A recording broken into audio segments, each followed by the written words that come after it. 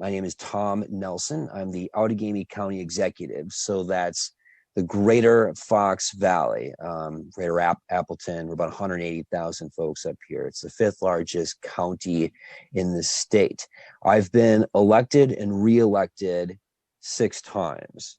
3 as county executive, the post that I now hold. And then before that, 3 times in the state legislature, where I served with a number of really good Democrats in and around the Milwaukee area. And I was there from 2005 to 2011, the last term of which I served as majority leader. And I pause when I say that I was in the state assembly and I served as majority leader, because they usually ask me then, okay, so you're running against Ron Johnson. You a Democrat or a Republican? Because they're just not used to hearing a Democrat a majority in the legislature. But there was a time, it wasn't too long ago, that we were in charge. But it has been a long time, and that's a whole different discussion. So 3 terms in the legislature. So all told, I like 6 times up here. This is it's not always a red part. This is a conservative leaning part of the state. And it really has vexed Democrats. Democrats running statewide know that they don't have to win in the Fox Valley, but they have to do well. Now, if it did some back in the envelope mouth, as long as I don't lose my county by more than 10 points, we'll win statewide, because that's the margin that Joe Biden and Tony Evers had. Confirming that not only have I won in a tough part of the state, and that I think I've got a good argument that I can win again. We did a poll about a month ago that shows that I'm beating Ron Johnson by 4 points. So imagine that. Been in this race for 5 months. Ron Johnson's been in the U.S. Senate for 10 years, and I'm beating him by 4 points. I mean, that's got to be worse than having a billboard outside the exit to your house calling you out for these racist comments and a lot of bad stuff that you've been doing throughout the year. So that's very good news. And I say that when I get into who I am and what I want to do, but I say that because the number one issue, and this is based on about 30,000 outgoing calls. Remember, I've been doing this for 5 months now. The number one question, number one issue that I'm hearing from primary voters, from Democrats, is simply, can you beat Ron Johnson? It's the exact same question Democratic primary voters voting for president got 2 years ago. Can you beat Donald Trump? And it's not surprising, because there's not much daylight between Ron Johnson and Donald Trump. So that's why I mention, that fact. But who I am. I grew up in a blue-collar neighborhood called Carolyn Drive in Little Chute. And so as the name implies, it wasn't a big community. In fact, there was a Grand Chute just up the road. It's a little bit bigger than us, but not much. And on that block, all of the dads worked at a paper mill. And my dad wore the white collar because he was clergy. He was a Lutheran pastor. And that's what brought our family to the Foxway back in 1980. It was my dad's mission church. And so at a very young age, I learned the importance of serving your community, serving your neighbor. My dad found his calling in the ministry. I found mine in electoral politics. So those were early informative events that really stuck with me and carried me throughout my life. But in addition to that, I gained a lot of respect for the moms and dads who were working in tough jobs in the mills or at the supper clubs, at the grocery stores, small businesses. A lot of respect for them. One summer when I was in college, I worked at one of the mills to put myself through school. And then flash forward a few years ago as county executive, I saved another mill, which is a subject of a book I just came out with last month. I'm not sure. I think Tyler's on here, or Gabby. They'll put some of the information in the chat box talking about that.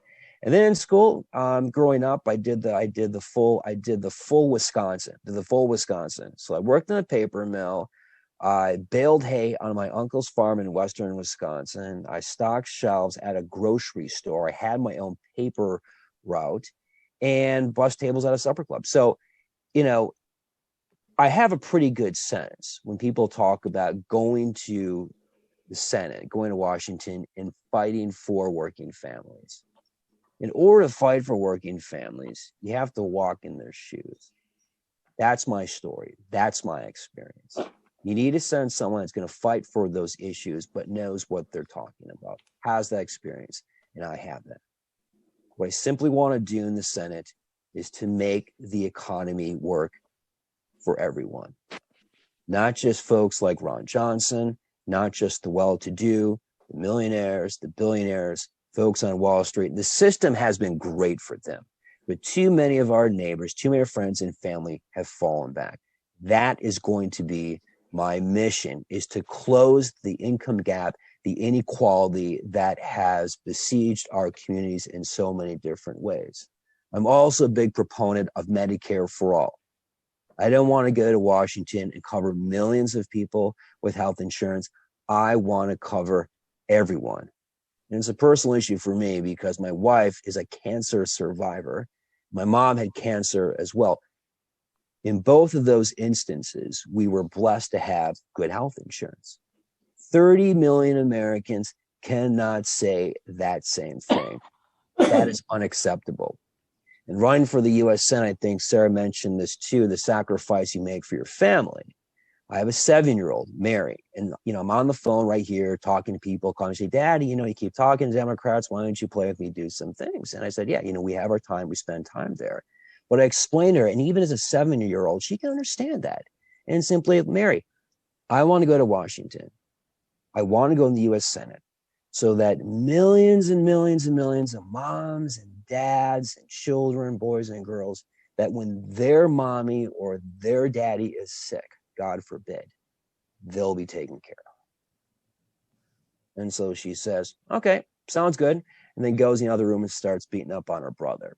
So that's a little bit of what I want to do. I'm not sure exactly how much time I was allotted, but I'll stop there and open up to any questions.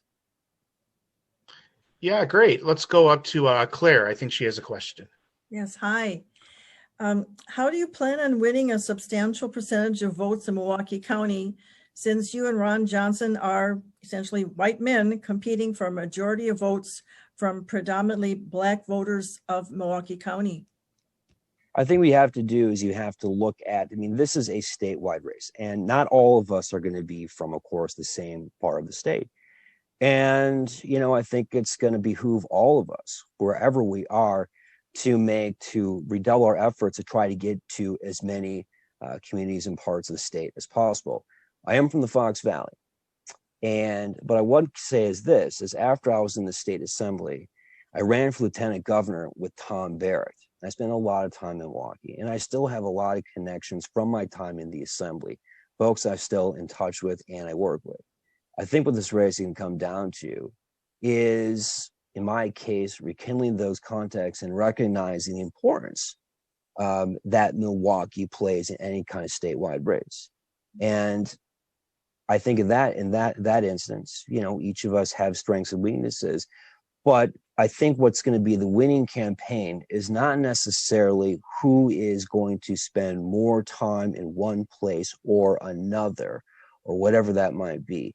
The key to winning a successful statewide race is to have a message, not a targeted message for one community or another, from one part of the state to another, but to have a message that ties in everyone, one statewide message.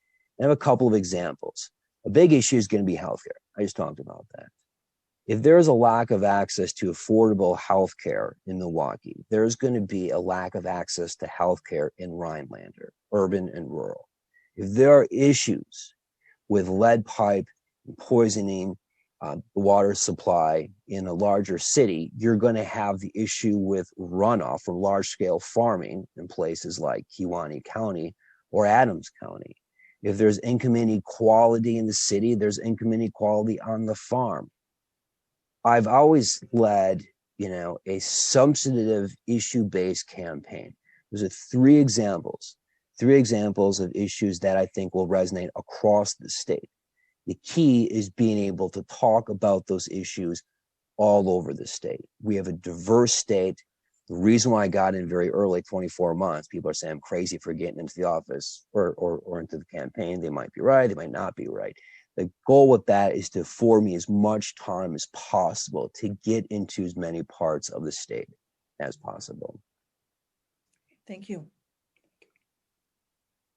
And I have a question that I want to preface it by emphasizing it's not my question.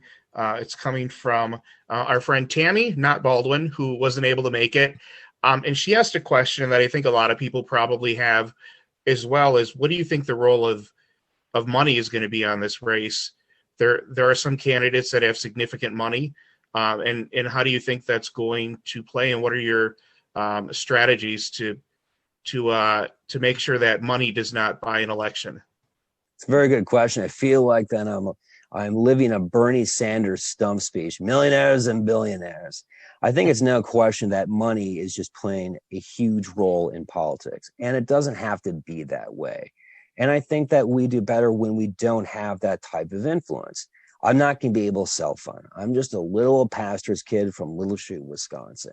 But I've been in the situation before where I have been outspent. Sometimes I win, sometimes I lose. When I first ran for office back in 2004, people told me it sounded a lot like Russ Feingold's very first campaign, his one for the state Senate back in 1982. And he won by something crazy like 35 or 36 votes. Imagine that. We were 35 votes away from never having a Russ Feingold. And he attributes his success not to the money he raised because he was outspent by the incumbent, but by spending time talking to people, knocking on doors.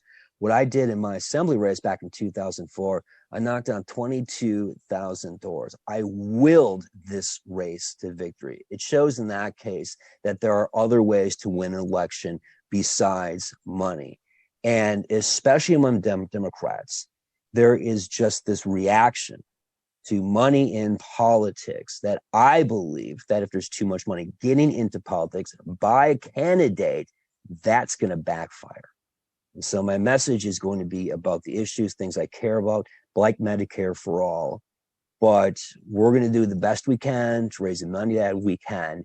We have this great expanding grassroots campaign. We've been able to build out our social media presence. We're doing that with billboards. We're doing work with that, of course, but we've also had some, I think, some clever, fun digital ads.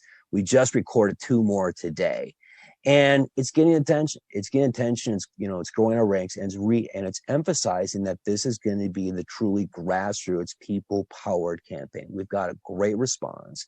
We're going to keep building on that, and now at some point, things are going to take off.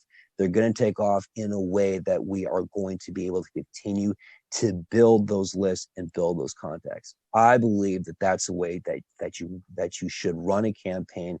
And I also believe that that's the formula for a winning campaign. Great. Any other questions? That's a long answer to say I don't have near as much money and resources as my opponents. Right. Hey, there have been times before where money has not made the decisions. Any other questions, guys? Yeah, go ahead.